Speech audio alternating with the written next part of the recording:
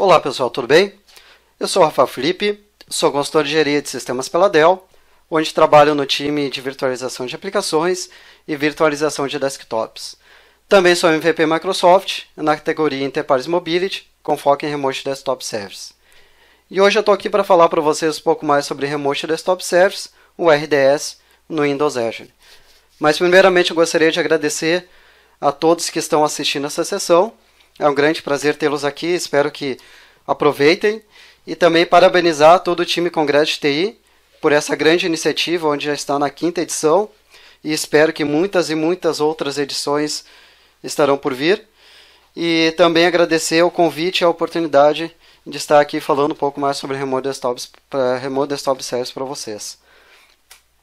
Então vamos lá começar a falar um pouco sobre RDS. A gente pode dizer quais são as soluções que nós temos disponíveis para o RDS hoje. Então, gostaria de sempre começar assim, quando começo a falar sobre o RDS, muita gente diz o que é um RDS, o que é Remote Desktop Service. Então, eu sempre gosto de fazer uma comparação, assim, recapitulando sobre o que é o RDS. Então, o RDS, talvez se eu falar para vocês, o RDS é o Terminal Service. Então, muita gente talvez vai lembrar o Terminal Service lá antigamente que a gente utilizava para fazer conexões remotas nos servidores através da minha máquina cliente. Então, a partir do Windows Server 2008 R2, o Terminal Service mudou de nome e virou Remote Desktop Service, onde com isso vieram algumas features adicionais. Uma delas foi a baseada por sessão, onde possibilita virtualizar aplicações também, e também a parte de VDI, Virtual Desktop Infrastructure, que seria disponibilizar e virtualizar desktops para o usuário. Então, esses dois pilares eles foram criados a partir de 2008 R2. E hoje nós podemos dizer que temos duas lacunas aqui. Nós temos on-premise, que é a nossa parte física, a nossa infraestrutura local, que fica dentro do nosso data center, que fica sob o nosso controle, sobre a nossa administração, dentro da nossa casa, digamos assim. E nós temos também a parte dele na nuvem, utilizando o Windows Azure. Certo? As features são as mesmas, a gente tem ele baseado por sessão no Windows Azure, a gente tem o VDI dentro do Azure, porém as administrações são diferenciadas. Uma grande vantagem da nuvem é porque a gente vai ter todo o nosso ambiente lá, onde a gente não vai poder se preocupar tanto com questão de atualizações, seguranças, updates, configurações, porque ele já vem todo pré-configurado.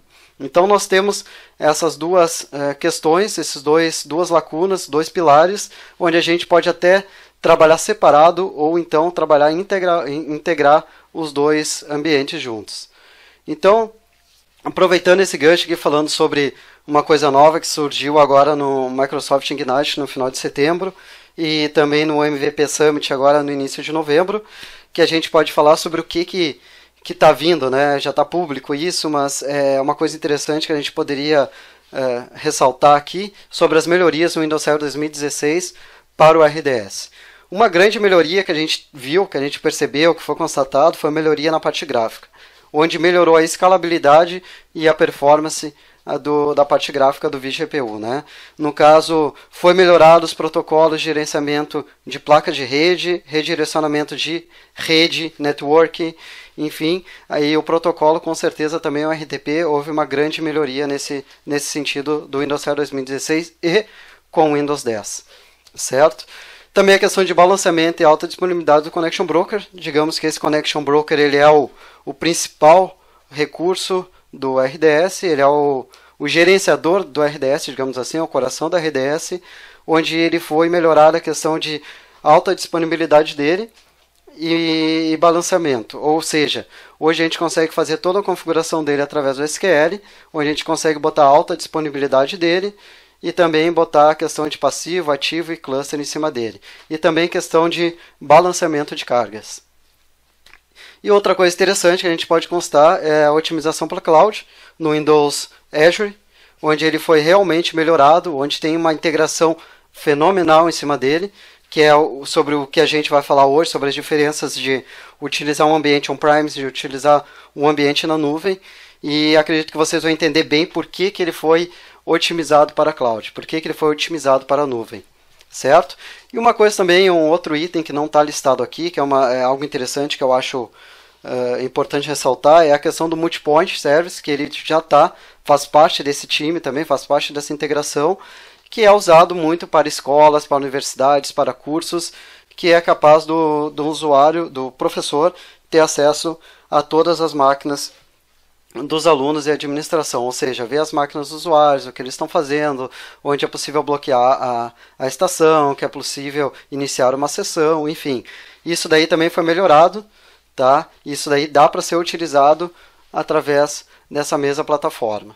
Então, só que depende muito o caso que tu vai usar. Então, existe uma grande pergunta, por que não utilizar o multipoint e por que utilizar o RDS? Bom, isso depende muito da tua necessidade, o que tu vai precisar, né? O RDS ele é utilizado basicamente por médias e grandes empresas, até pequenas empresas utilizam também para a questão de aplicações, webs, de entregar desktops customizados para questões de call center e tudo mais. E o multipoint ele é utilizado basicamente para instituições de ensino, né? Porque geralmente quem vai utilizar na outra ponta vai ser quem tem o Thin Client, né? Não precisa uma máquina robusta para acessar, e o professor vai ter controle sobre algum teste, algum exame que vai estar sendo executado ali. Então existe essa grande diferença. Então o multipoint é considerado basicamente para instituições de ensino e RDS para empresas. Certo? Aqui eu gosto de mostrar para vocês, para entender como é que funciona, né, a base do RDS, quais são os componentes que a gente tem do RDS, o Remote Desktop Service. A gente primeiramente precisa falar sobre que a gente precisa de um AD, a gente precisa da Active Directory. Por quê? Todo o RDS ele é baseado em autenticação via AD. Então ele precisa ter conexão para AD para fazer a autenticação do usuário, pegar as políticas do usuário, assinar as aplicações para o usuário e lançar a aplicação para o usuário. Então, o primeiro ponto que ele vai fazer é constar o Active Directory. Após isso, ele vai constar o RD Gateway, Remote Desktop Gateway, que é um caso de quando o RDS ele fica externo, ele fica público para a internet, ou seja, tu precisa de um gateway mesmo externo para fazer a conexão com a tua rede interna.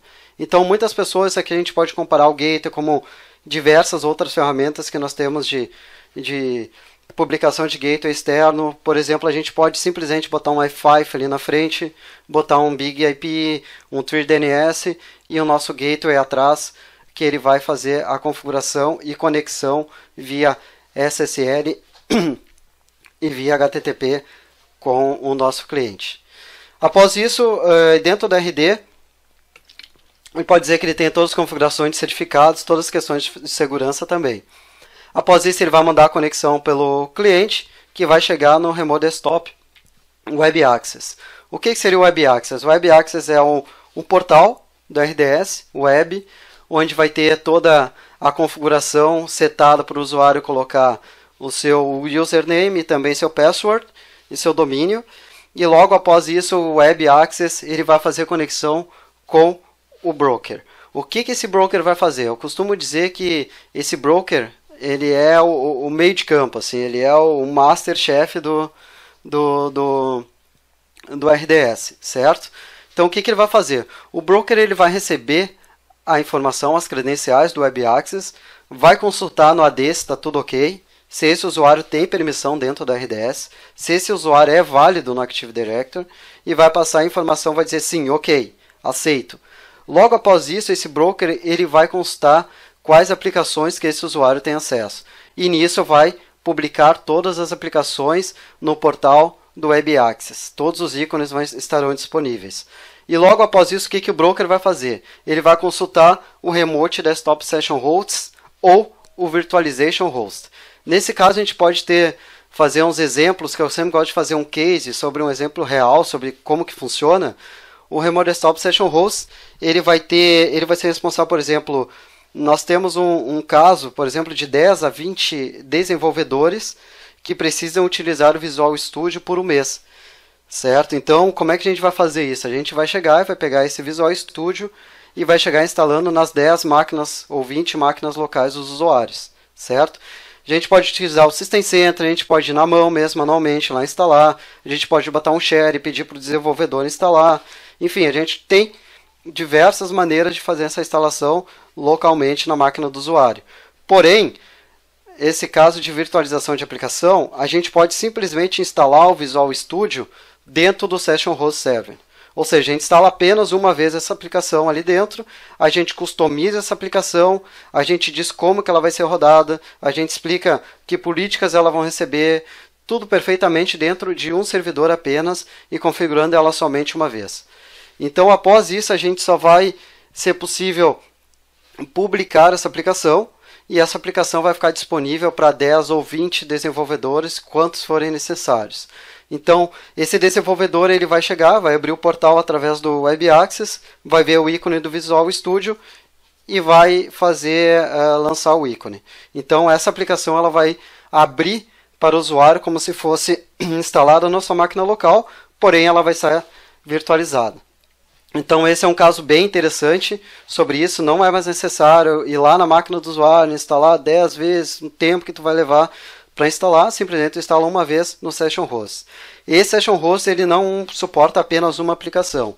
Dependendo da carga, da capacidade dele, pode instalar diversas aplicações dentro dele e também publicar essas aplicações dentro do Session Host.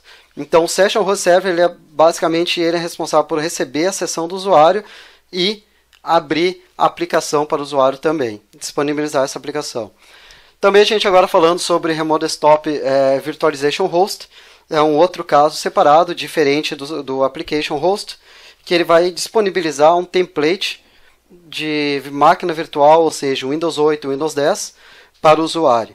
Né? Então, é um caso bem real assim, que a gente vê geralmente usando, são as empresas que utilizam.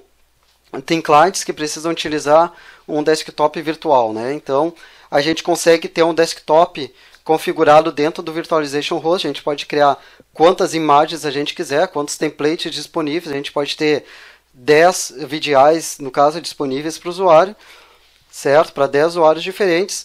E essas 10 imagens serão idênticas conforme o template que foi criado. Ou seja, essas imagens elas são configuradas conforme as nossas políticas de segurança, conforme os nossos atalhos, conforme as nossas GPOs. Então, por exemplo, eu tenho minha imagem instalada no meu computador, uma imagem organizacional instalada dentro do meu computador, é a mesma que vai estar disponível virtualmente, certo? Então, isso vai ficar disponível também para o usuário. Né? Então, nós temos alguns pontos a considerar sobre o VDI e Virtualization Host, que a gente tem dois métodos. A gente tem o Personal Desktop, okay? Que é a nossa máquina, o Persistent Desktop, que é a minha máquina, onde ela é assinada somente para mim, onde no momento que eu usar ela uma vez, ela vai ser minha, ela vai ser assinada para mim e só eu vou ter acesso a ela, mas ninguém vai poder conectar nela, certo? Ela vai ficar reservada para mim. No caso, existe outra que é chamada de Pool Desktop, que são máquinas padrões, onde ela fica totalmente instalada, onde o usuário conecta por uma vez, no momento que ele trabalha direito, no momento que ele faz logoff, essa máquina ela é recriada e ela volta ao seu estado original, certo? Então essa máquina, se eu for conectar novamente no Pool Desktop, provavelmente ele não vai pegar a mesma máquina, porque eu sou um usuário utilizando Pool Desktop, uma máquina que ela se renova a cada vez que eu faço logoff. Então, este caso é muito utilizado para usuários que precisam, por exemplo, são de call center, que precisam apenas abrir um desktop e já lançar 2 a 3 aplicações web, digamos assim, que sejam disponibilizadas somente para isso, onde o usuário não vai poder salvar documentos, não vai poder fazer suas configurações de desktop, não vai poder fazer nenhuma outra alteração a não ser utilizar essas 3 aplicações web ou somente uma aplicação que esteja instalada nesse desktop virtual, certo? Já na questão do Personal Desktop, ou Persistent Desktop, tudo vai ficar lá. Então, se eu salvar um ícone lá na área de trabalho, quando eu fizer logoff, quando eu voltar, vai estar tudo do mesmo jeito. Essa máquina é minha, certo? Então, nós temos essa diferença no VDI nesses 2 pontos. Já no Session Host, nós não temos essa diferença, pois eu posso acessar, podem ter 10 servidores Session Host, e nesses 10 servidores Session Host podem ter instalados a mesma aplicação nesses 10 servidores, e hoje eu posso pegar o servidor 1, amanhã eu posso pegar o servidor 2, amanhã eu posso pegar o servidor 3, que não tem problema nenhum. Isso depende muito de como vai estar configurado o meu home share, o meu user disk profile, onde vão estar minhas configurações. Então, no momento que eu abrir uma aplicação remota, ele vai pegar minhas configurações da onde estiver, né? Em qual o meu home share, qual o meu user profile, que provavelmente vai ser um run profile, um remoto, certo? Então ele vai sair do broker, ele vai chegar no session host ou vai chegar no virtual host, vai liberar uma sessão e vai disparar a aplicação para o usuário. E logo disso ele utiliza o protocolo RDP, certo? Onde tiveram diversas melhorias através do Windows Server 2016 e também melhor ainda com Windows 10, certo? Após isso vai estar tudo disponibilizado para o usuário. Aqui é uma coisa interessante que eu pensei bastante assim, em falar sobre isso, é como que a gente pode falar assim, como é que a gente vê o RDS por debaixo do capô, né? A gente consegue entender que estão ali os servidores paradinhos, mas como é que ele funciona isso na verdade, né? O que a gente precisa para criar um ambiente, aqui está de baixo para média empresa, né? Então a gente pode ver que só olhando assim a gente vai precisar de 10, 12, 14 servidores para criar o nosso ambiente de RDS, né? A gente pode ter 2 brokers com 2 SQL fazendo a questão do balanceamento. A gente vai precisar do User Profile Disk para salvar as configurações do usuário. A gente vai precisar do servidor de licença, do 1AD. A gente vai precisar de Session Hosts. Nesse caso a gente só tem 4, contando com 20 GB de memória apenas. A gente vai precisar do Storage também. Então a gente tem que ter uma ideia do que a gente vai precisar para criar o nosso ambiente de RDS. Então, uma coisa interessante que eu acho é falar sobre a automatização. Ela pode ser feita basicamente em cima de PowerShell. Eu, por exemplo, tenho uma guia que eu criei sobre o RDS do PowerShell, onde eu consigo fazer toda a administração remotamente do RDS, onde eu consigo ver as sessões, onde eu consigo finalizar as sessões, consigo dar permissão para o usuário, consigo assinar uma nova aplicação, consigo assinar um novo VDI. Então, isso é uma coisa bem interessante, que é totalmente aberto o código para mexer em cima do RDS. Então, a administração pode ser toda feita. Então, a gente tem uma ideia aqui como é que funcionaria um on-premise hoje dentro do meu data center. Eu precisaria de todos os servidores funcionando para ter o meu ambiente de RDS. Lembrando que todos podem ser virtuais, tá? Então não tem assim alguma especificação, ele precisa ser físico. Não, ele posso ter uma máquina gigante, ter um Hyper-V e instalar todas as máquinas ali dentro do Hyper-V. Então ele pode ser um ambiente virtualizado em cima da virtualização, certo? Então aqui uma coisa interessante que eu gostaria de falar para vocês sobre uma experiência antes de começar a expandir ele direto para o Azure. Vocês entenderem como é que funciona uma configuração, o que eu preciso, quais são os steps que eu vou precisar fazer para criar e começar um ambiente de RDS. Então a gente pode falar a questão de configuração. A primeira coisa que a gente tem que ter em mente é a questão da base de configuração do servidor. Qual sistema operacional eu vou utilizar, como que eu vou utilizar, como é que vai ser as políticas de segurança dele, como é que eu vou instalar, quem eu vou engajar e as configurações dele, de hardware, por exemplo. Então, são bastante coisas que a gente tem que considerar. Questões de collections, a gente tem que ter em mente se essas aplicações vão estar disponíveis somente para nós, somente na América, por exemplo. E se eu quiser botar ele na Europa ou Ásia, como é que eu vou fazer? Então, tem que ter em mente sobre quantas collections eu vou fazer, quantos ambientes eu vou fazer, como é que vai funcionar o load balance. É necessário? Não é necessário. Quantos usuários vão utilizar? Como é que vai ser o concurrent user, conexões simultâneas? A gente tem que ter isso em mente também. Questão de sistemas operacionais, as imagens, os templates, mesmo estando disponível dentro do VDI, dentro da RDS, a gente tem que ter em mente a questão de atualização delas, né? A gente não pode simplesmente disponibilizar aquilo lá e deixar lá fora do padrão de atualização, então a gente tem que engajar essas atualizações dentro dos VDIs. E também tem que estar sempre mantendo uma atualização constante em cima dos templates que estarão disponíveis, certo? Configuração de usuário, quantos usuários vão utilizar, quantas aplicações e quais aplicações, quais as regras, quais GPOs, que pode o que não pode o que, vai usar Kiosk Mode, não vai. Enfim, são essas configurações que a gente tem que ter em mente também.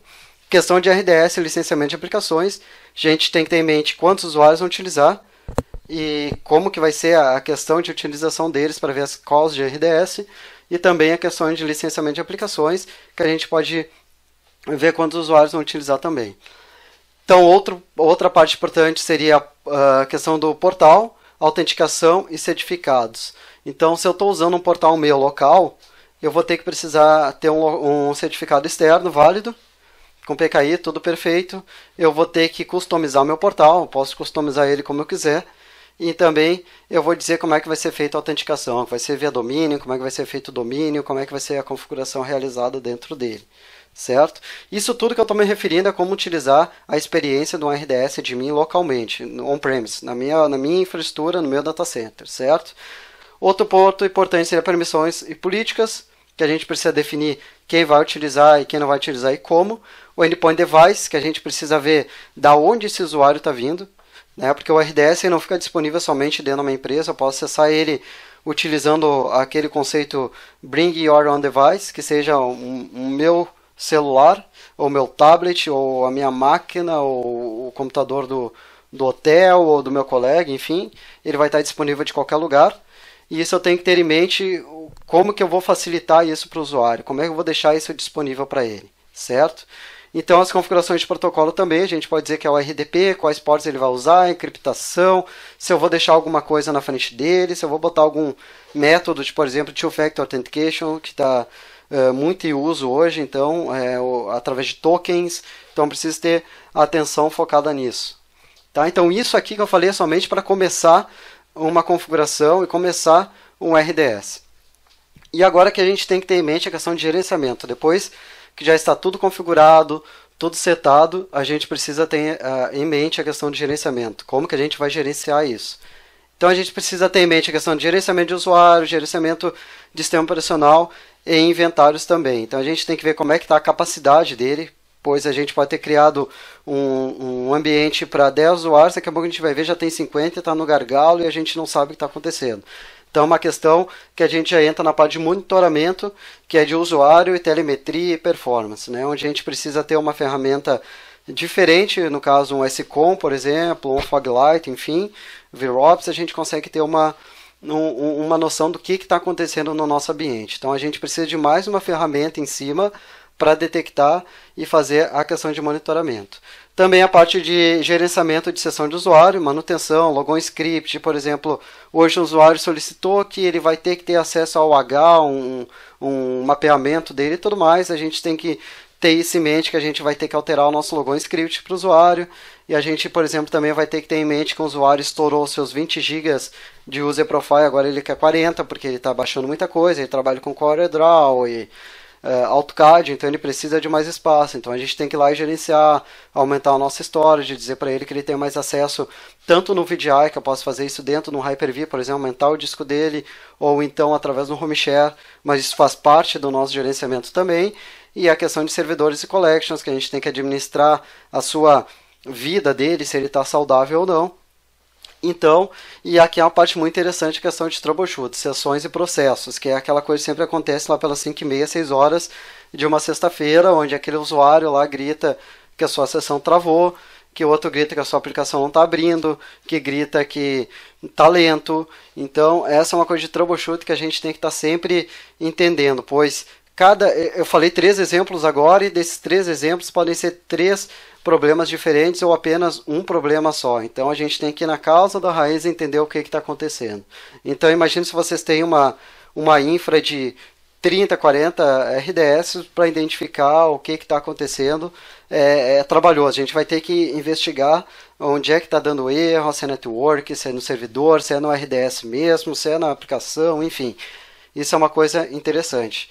Então vocês verem isso aqui, já deu uma cansada, talvez só de falar tudo isso que a gente passa, mas é realmente isso, né? Então a gente demora um tempo para ver toda a configuração, que é o primeiro passo, e depois a parte de gerenciamento do RDS é uma coisa que a gente tem que monitorar frequentemente, até porque vai recebendo novos e novos usuários, e isso pode ficando uma questão de lixo dentro do tipo profile antigo, que não é utilizado, o usuário entrou um contractor, entrou e depois de um ano o perfil dele ainda continua lá, então são coisas que devem ser bastante estudadas e verificadas dentro da RDS, certo?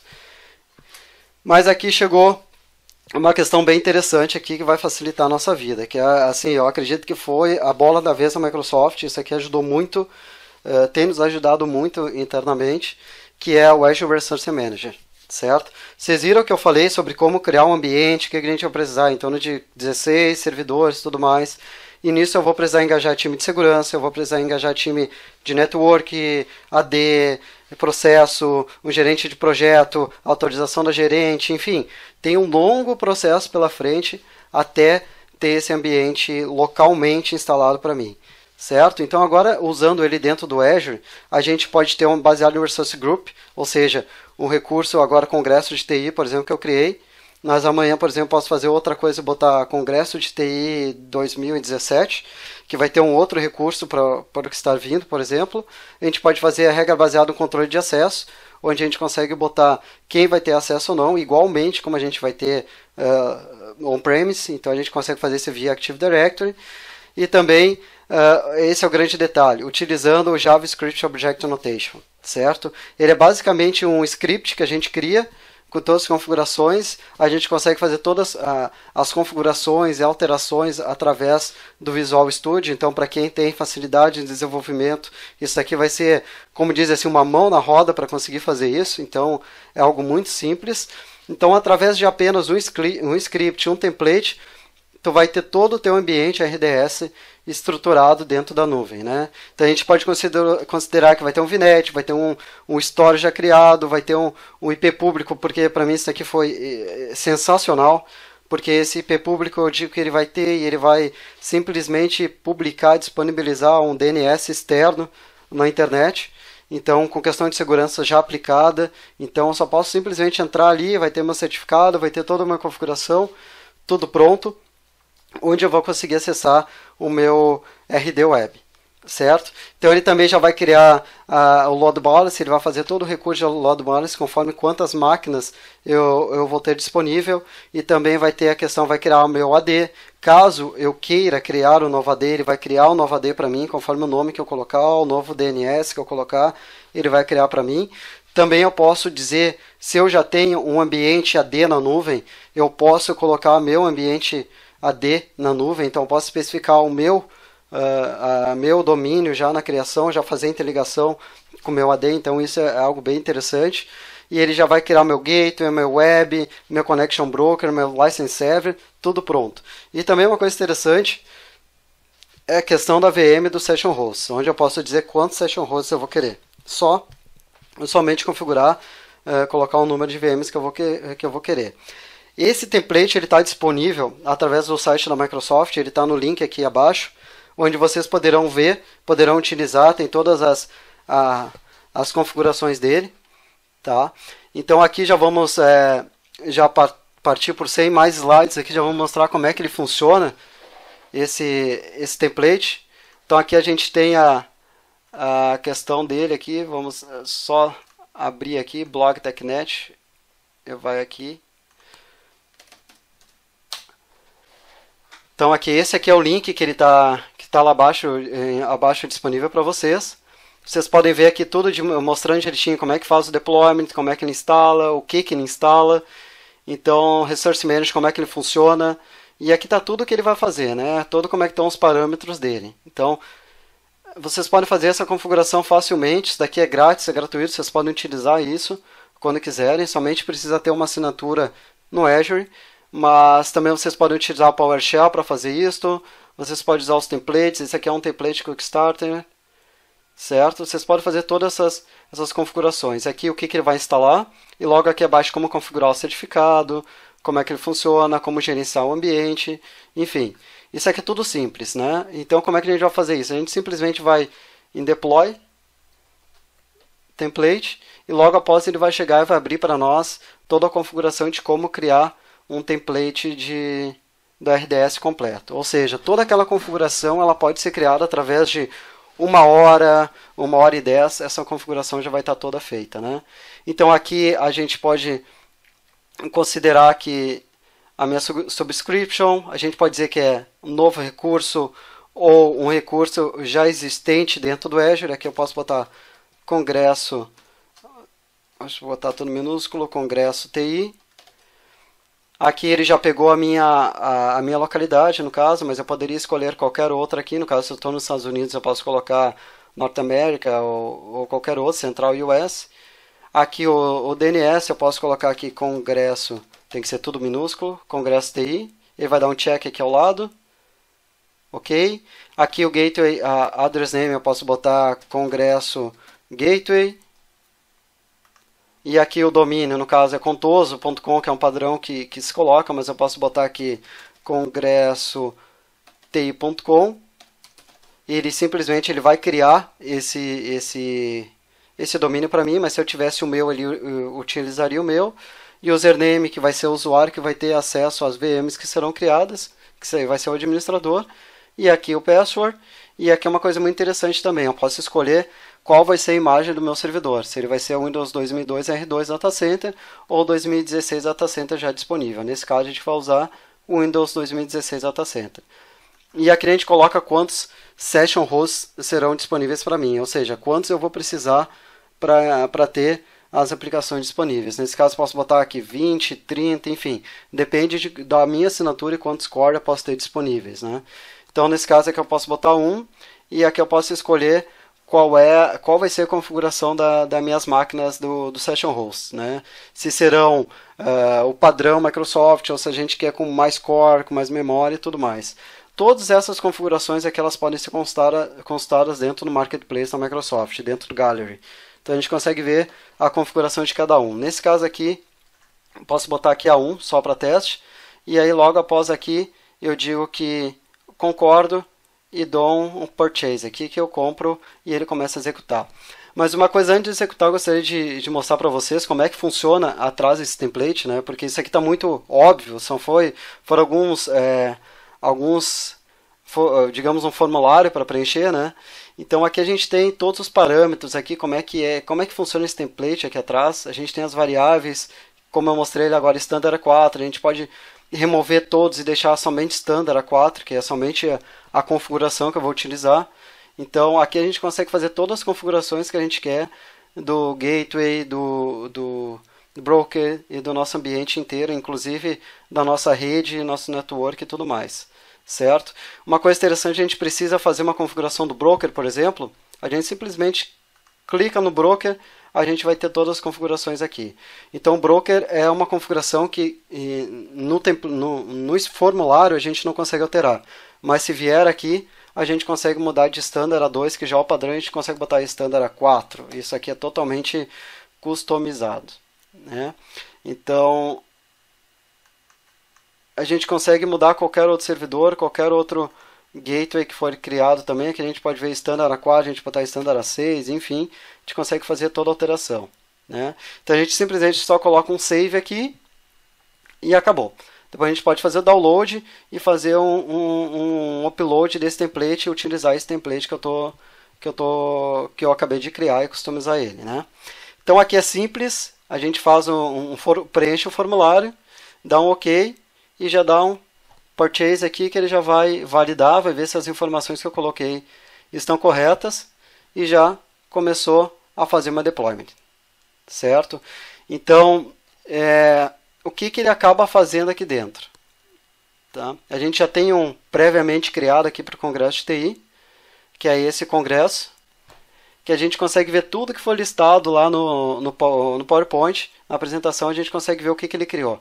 Disponibilidade do Session Host, do Gateway, do Broker. Aqui são as VMs que a gente pode acessá-las aqui também. A gente pode simplesmente vir aqui e acessar as VMs. O Broker aqui, a gente consegue dar um connect, a gente vai acessar essa VM. Então, a gente também tem o Gateway, a gente tem o Session Host, a gente tem o Load Balance já previamente configurado, ou seja, a gente não tocou em nada para fazer isso já vem configurado. Então a gente tem Session Hosts, aqui a configuração, essa parte eu acho bem interessante, que é a parte do Gateway, onde ele vai mostrar aqui para nós já o nosso DNS name, ou seja, esse aqui já é o nosso DNS público, que no momento que eu crio ele já vai estar disponível na internet para mim acessar de qualquer local que eu quiser, então eu não preciso pedir autorização, aguardar, não. No momento que ele acabou de fazer o deployment, ele já vai estar disponível para mim. Então eu já tenho um IP externo, se eu quiser acessar essa máquina, somente essa máquina externamente eu consigo acessar. Então é uma coisa bem interessante que ele já deixou tudo criado para mim, certo? Então, mostrando aqui uma parte para vocês, como é que funciona a administração. Aqui eu já conectei no meu AD, que é onde aqui eu tenho todas dentro do meu Active Directory mesmo, aqui tá, ele já está aberto aqui, a gente tem todas as nossas configurações através do meu domínio contoso que foi criado antes, né? Então, aqui ele já tem todas as minhas diretivas de configuração e também aqui eu tenho todo o ambiente de deployment do RDS. Para quem não conhece ou para quem já conhece, essa aqui é a administração, a console de administração do Remote Desktop Service, do Windows Server 2016, certo? Então esse aqui não mudou muito para o Windows Server 2012, tá? É praticamente a mesma seção. Então a gente pode simplesmente, o nosso ambiente aqui está rodando na nuvem, mas eu tenho acesso a todos os servidores, onde eu posso ver aqui que eu tenho o Web Access configurado, eu tenho Gateway, eu tenho License, tenho tudo configurado aqui do meu lado. E aqui estão os servidores que fazem parte, como aqui vocês conseguem ver também o Broker, que é o Connection Broker, License, Gateway, Web Access e o Session Host. Então eu tenho todos esses servidores configurados aqui dentro da minha console de RDS. Aqui eu tenho as collections, que a gente pode simplesmente editar as collections, pode criar a nova collection, a gente pode fazer o que a gente quiser. Né? Aqui estão as configurações dela, quem vai ser o gateway, como é que vai conectar o gateway, como é que está configurada as minhas licenças, como é que está o meu web, como é que estão os meus certificados. Eu posso selecionar um certificado que eu quiser novo, conforme meu domínio também. Então, estão aqui os Session Hosts, a gente pode configurar, pode adicionar ou desconectar. Aqui estão minhas sessões, eu posso dar um log-off numa conexão que já está desconectada. Então aqui a gente tem a questão do Collection, que é onde fica a Collection. Basicamente ela vai hospedar todas as tuas aplicações e quem vai ter acesso às aplicações. E quem vai ser teu Session Host, quem vai hospedar as tuas aplicações. Então a gente pode ter toda essa configuração. Por exemplo, aqui Congresso Collection, eu posso botar Congresso de TI. Somente assim, eu dou um Apply aqui e provavelmente ele vai mudar esse nome aqui que está Congresso Collection, ele vai ficar Congresso de TI. E também aqui eu posso gerenciar quais usuários vão ter acesso a essas minhas aplicações. A gente pode dizer que aqui está Domain User, eu posso adicionar qualquer outro usuário no meu domínio, pode ser usuário, pode ser grupo. E aqui também eu posso fazer as mesmas configurações que eu já tinha. Então tudo que eu tenho on-premise, eu posso ter na nuvem também. Apesar de estar rodando na nuvem, as configurações são as mesmas e o gerenciamento aqui dessas features do RDS também podem ser feitas aqui dentro, certo? Então aqui eu dei um OK, provavelmente ele vai, já tinha alterado, mas eu acabei dando um Apply novamente aqui para pegar alguma outra alteração que tenha sido realizada. Eu já dou um OK aqui, e aqui a gente pode ver que já mudou para Congresso de TI no caso, né? Então, mostrando para vocês como é que funciona, que a gente pode ver que ele tem, mostrando na prática mesmo, aqui a gente vê que ele só tem Remote Desktop Connection disponível. Então a gente vai conectar dentro de um servidor que a gente tem dentro do nosso domínio, só para fazer esse teste. Não vou botar externamente por questões de políticas aqui, então a gente vai utilizar algo interno, porque acabei não configurando as questões de políticas, de segurança e tudo mais, questão de certificados adicionais. Então eu estou no ambiente básico para rodar internamente. Então eu posso dizer que o endereço ele ficou https congresso, que é o nome da Resource Group, Brasil South, que é a minha localidade, cloudapp.azure.com/rdweb, certo? Então esse aqui é o endereço. Esse aqui, no caso, agora o gateway já conectou e já está dentro do Web Access também. Então aqui eu vou botar contoso, botar meu usuário, minha senha, e aqui eu digo se é um computador privado ou computador compartilhado, e eu posso ver quantas aplicações já disponíveis para mim. Então aqui eu posso ver que eu só tenho Remote Desktop Connection, não tem mais nenhuma outra conforme apareceu dentro da console do RDS. Mas agora eu vou vir aqui, vou publicar uma nova aplicação. No caso aqui eu vou publicar, acredito, umas 3 aplicações para vocês terem uma ideia de como funciona. Calculator, aqui ele pega as básicas, tá? O que tem disponível dentro do meu Start menu, tá? Mas eu também posso chegar e adicionar uma nova aqui. Então, nesse caso, eu vou instalar o Internet Explorer. Então, eu venho aqui, Internet Explorer, OK. Então, simplesmente eu vou querer que essas 3 aplicações estejam disponíveis para o meu usuário. Então, eu posso dizer que essa aplicação vai estar disponível só daqui a 10 dias. Após isso, ele remove, ou enfim, existem políticas para dizer quanto tempo o usuário vai usar, que hora o usuário vai usar. Então isso vai ficar tudo disponível, né? Então aqui ele já deu um OK. Então teoricamente, se eu der um F5 aqui, ele já vai aparecer as aplicações para mim, tá? Então já estão aqui as aplicações, somente F5 muito rápido. Uma coisa interessante também, puxa, mas eu quero aquelas aplicações remotas, mas eu quero ela diferenciada. Eu quero um web que funcione somente para um usuário, assim, somente uma URL, que ele não utilize mais nenhum outro recurso do IE. Então uma coisa bem interessante que dá para fazer aqui é só editar o Internet Explorer. Aqui uma parte interessante também, a gente pode criar folders, seria pastas também, né? Então a gente pode dizer aplicações de finanças ficariam em tal pasta, aplicativos de vendas ficariam em outra pasta, então seria uma questão de organização mesmo, né? Então aqui em parâmetros eu vou dizer que ele sempre vai usar tal parâmetro, eu vou botar aqui congressodeti.com.br, vou dar um apply.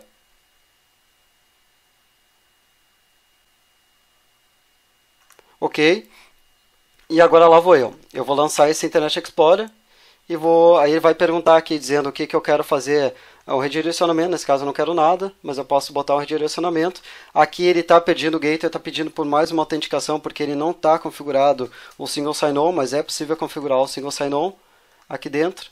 Então, nesse caso aqui ele precisaria de um certificado correto também para rodar isso, mas eu não fiz essa configuração de single sign-on através do gateway com broker, mas é possível fazer.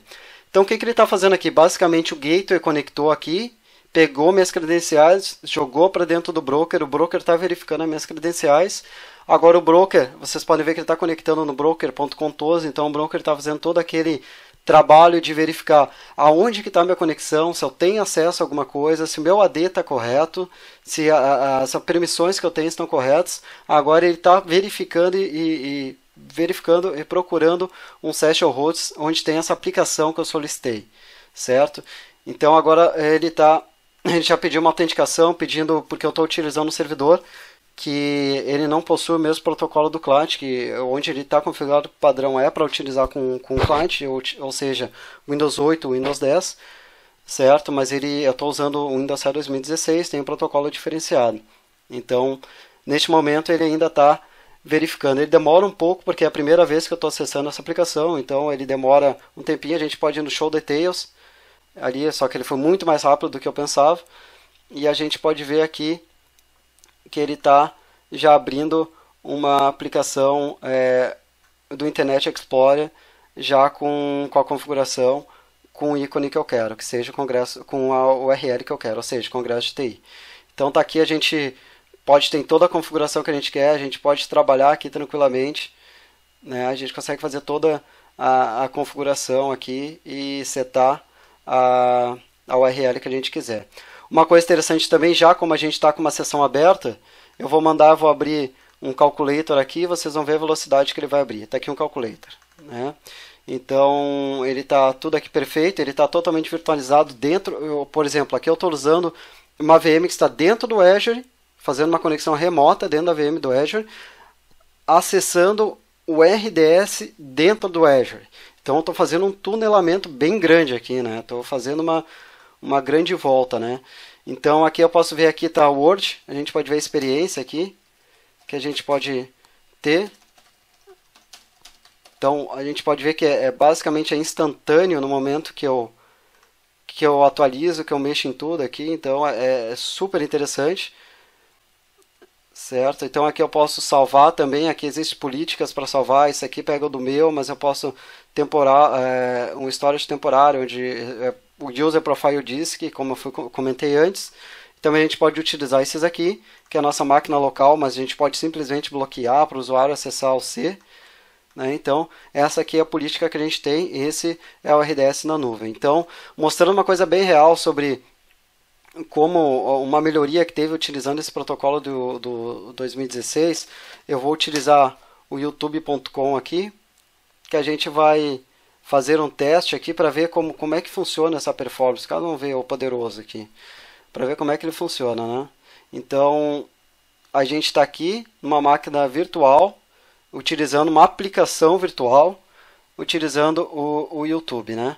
O som a gente não consegue ouvir agora, mas eu posso confirmar para vocês que o som é melhor do que a imagem. Então a gente consegue escutar muito bem o som, isso devido à melhoria que a Microsoft tem no protocolo, fez no protocolo, que é na questão de separar textos, voz e vídeo. Então ele faz um encapsulamento de todos os pacotes, né? Ele entrega um, depois entrega outro, ele vai vendo conforme performance. Mas tudo bem, muito bonito aqui olhando ele pequeno, né? Vamos tentar aumentar um pouco mais, explorar ele.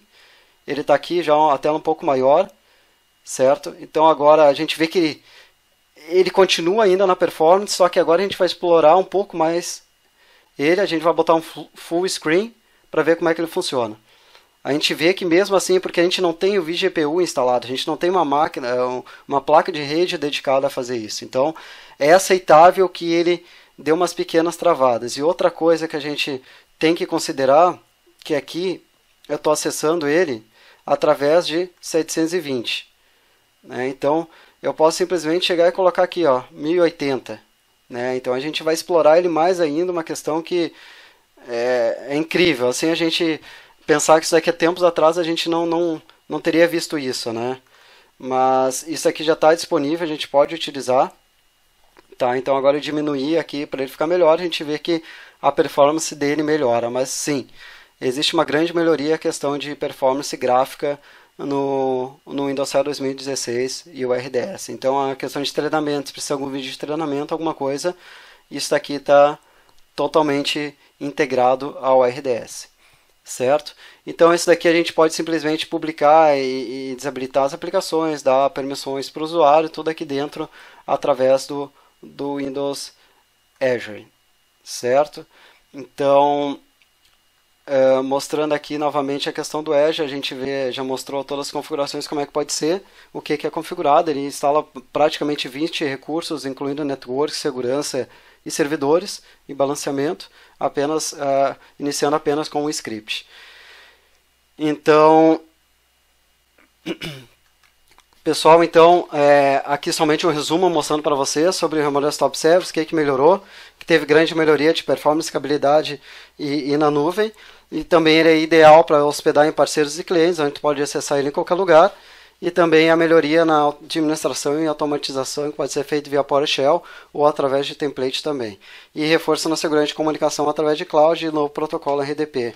E a GPU que todos viram através do exemplo do Internet Explorer. Certo? Pessoal, está aqui. Muito obrigado. A gente encerra a nossa sessão falando do RDS. Aqui estão meus contatos, Rafael Felipe. Meu Twitter, para quem quiser me acompanhar e me seguir sobre as novidades do RDS, virtualização em si, incluindo o Azure e qualquer outra coisa de virtualização. Também está meu blog, a gente tem artigos e conferências e tudo mais. O meu e-mail está rafael@rafaelfelipe.com e rafael_felipe@dell.com ou rafael.felipe@dell.com. Então sugiro a vocês a mandar e-mails, estou totalmente aberto, disponível para responder questões, para a gente trabalhar junto, fazer testes, enfim, que a gente pode conversar sobre virtualização VDI e virtualização de aplicação também. Recomendo vocês a utilizarem, mandarem e-mail para o Dadel, que é o que eu vejo direto, estou sempre ligado nele, e agradeço muito a presença de vocês e muito obrigado ao Congresso de TI. Nos vemos, espero que tenham aproveitado. Um abraço.